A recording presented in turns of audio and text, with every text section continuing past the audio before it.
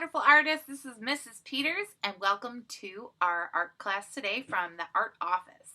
Today, we're going to be looking into our book, or if you didn't finish your book, it's page 114 through 118 and 71 and 72. That's going to be your art homework this week. It's called Halloween Art, or an autumn page. So open your books or use the packet that I gave you to page 114, and you will see that says Halloween Art, and there's lots of spooky things on here that you can use for inspiration for your book. You can also see that there's some mummies, a haunted house, how to draw broken windows on your house, and you're going to get all the way to page 118. So get your pencils ready, get your erasers ready, get your coloring supplies, and let's make some art. Here's what you want to start with. The directions. Here are the directions. Read carefully. Use the space below to draw an autumn scene. You may use the Halloween art pages for inspiration, but do not copy or trace images. You need to create a complete image with a background. Make sure you use your pencil. You may color it with colored pencils, markers, or crayons. Be creative and have fun. So I've been teaching middle school long enough that I know that sometimes students, when they make art, they just think of the first thing that pops to their head. They're like, ooh, a pumpkin. I'm going to make a pumpkin for an autumn scene. So they take that pumpkin and they draw it and they put it right in the center. Now, you guys are just watching me. I want you to come up with your own. But if you want to practice with me on a separate sheet, you may. So they draw this pumpkin. They're like, I'm done. I'm moving on to my next assignment. Well, now that you're a little bit older, I want you to push your ideas past what you normally create. For example, like we don't just put something in the middle and move on. We got to make sure that we meet all the expectations of our assignment. The direction said a complete image with a background. So we also want to add a little bit more detail. So if this is the jack-o'-lantern or a pumpkin that I created, first of all, I'm not very happy with the way it's turned out. I want to add some more detail. So I'm going to put a lot of vertical lines on the stalk or diagonal lines, and I'm going to make part of the vine that it grew from in the pumpkin patch. Now this could be the great pumpkin like Charlie Brown. This could be the head of the headless horseman that was a pumpkin. This could be part of a scarecrow. This pumpkin could be in a pumpkin patch. This pumpkin could be on your kitchen table and that you and your family are carving it because that's a nice tradition that you have. Or this pumpkin could be a decoration for a house. So you pick anything that you want to draw that is related to autumn and something that you enjoy. So what I'm going to do is I'm going to make this kind of like part of, let's see, we're going to do a table down here. And I put the edge of the table, so a long skinny rectangle for the top of my table. Now I'm just going to take the edges and go on a diagonal to make it look like the table is off in the distance. And since it goes off the page, now it has a place for it to be. So we're setting it down on a table. So I'm going to add legs to the table. There's one here. And I got to put the other side of the leg. And there's one off the page. We'll put one here. There's that other edge of the table. And then there will be another one over here, but this one will be shorter. And then I'm going to make my table kind of be on the same slant as this. So try to get that parallel. All right, so did I finish? Am I done? No, I have to fill in the rest of the space. So one of the fun Halloween or kind of autumn traditions that most families have is they carve pumpkins and they get out all of that goopy, seedy part. Some people even bake the seeds and eat them, which is really fun. So one thing that I want to draw is maybe a person in the background or the space where I carve the pumpkin. Usually in the Peters house, when we do pumpkin carving, we carve them in the kitchen, or if it's nice enough, we carve them outside because then all the goopy stuff can get get outside, not in our house. So I'm going to draw, this is the top of the table. I'm going to draw the line where the floor, we'll put the floor there. So there's my ground, just a light line. I might want to change that. And then I'm going to put a picture of my son. So he's got an oval head. And then he's got some shoulders. So, and he's 6. Put a big smile on his face. We'll give him some little dot eyes, ears, and then his hair, like that. Put a t-shirt. And then I'm going to just kind of move his arm, set it down behind the table. We're going to put his arm on the table. So there's his long sleeve shirt, pinky. All right, we got our 5 fingers, and the other hand is overlapped by that huge, massive pumpkin that you see. Well, if we're doing this as a family, I have to have more than one person in my drawing.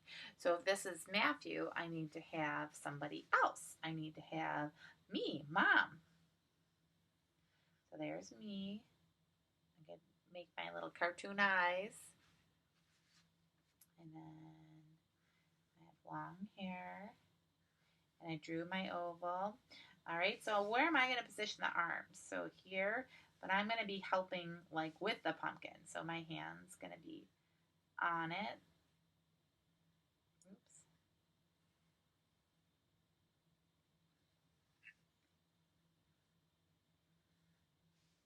And the other hand or shoulder and arm is overlapped by that big pumpkin. Put my neck and my shirt. And there you go.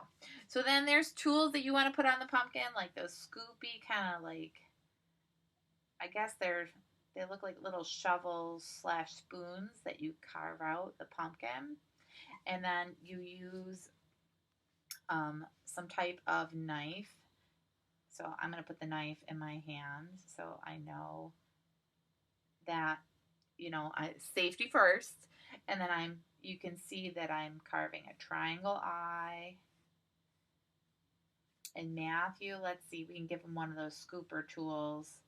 He's going to scoop out the goop in the eye. So we could put like I was just carving that. So we're in the process. Now, this is pretty good. We're not finished. We did use a lot of the space, which is great, but what's back here? Maybe there's a doorway to another room. In our house, we have the kitchen and then the bathroom is next to it. And then maybe there's the kitchen sink is in the background or a window. And you can put the countertop. So I'm drawing these lightly. The door handle.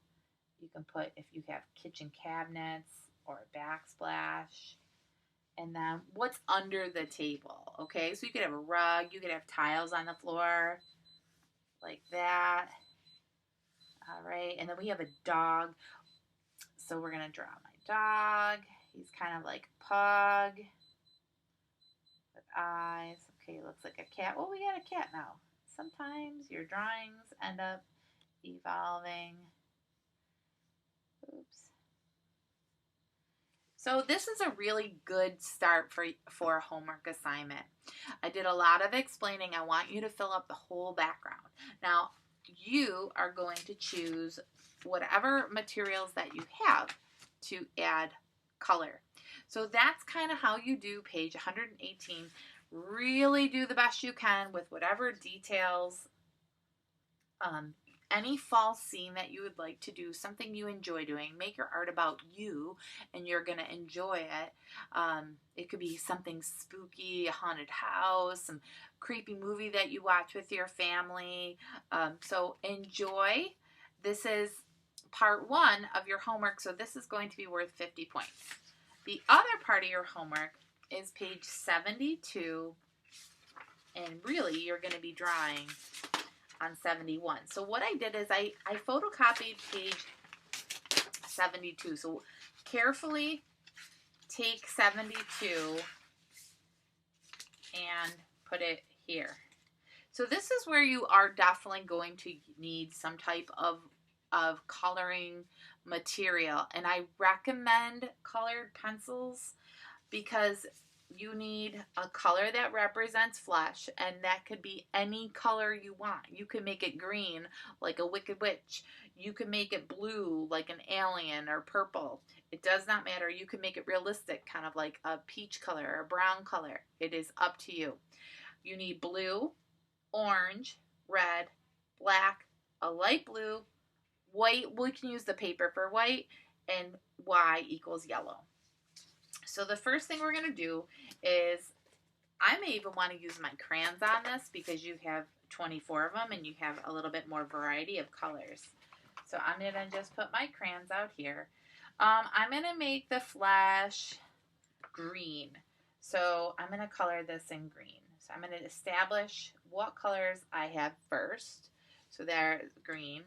And then red's easy. You just find your red or whatever color is closest to red that you have. Red. This is a wild strawberry. Orange, or whatever orange you have that is close to orange. B is blue, not black, so find your blue.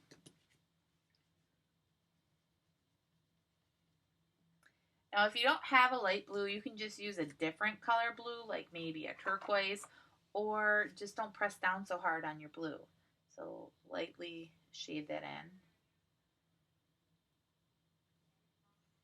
Y is yellow. I need my yellow. So let's see where yellow is. I see one over here. And up here. Over here. See kind of how I'm doing this. Black is BK. So wherever BK is, which is here, is what I'm going to color in black. If you don't have black, just use another color that's close to black, like gray. Or you can even switch, like I don't have a black crayon in my pack. So I'm just going to use one of my color pencils for black. So there you go. That's kind of how you can manage and you have all your stuff ready. Okay, let's get going.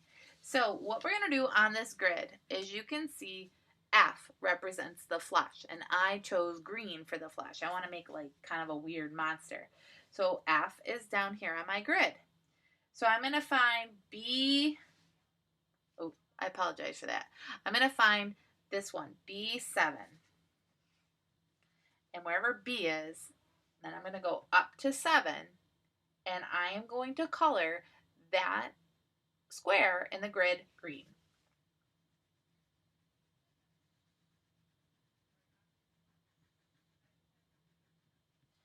Your colors nice and bold. Just don't press down too hard on your crayons or you'll break them. All right, so now I did it. I cross it out. E9. E up to 9. Here's the 9. So I like to use my fingers to make sure I got it right. Now it's going to be very tricky if I make a mistake on this to erase. But you can erase with your smudge proof, or you can lighten up a color so that you can go over it with another one. So E9, cross it out. G4, so find G, and then 4, 4, G, this is the 1.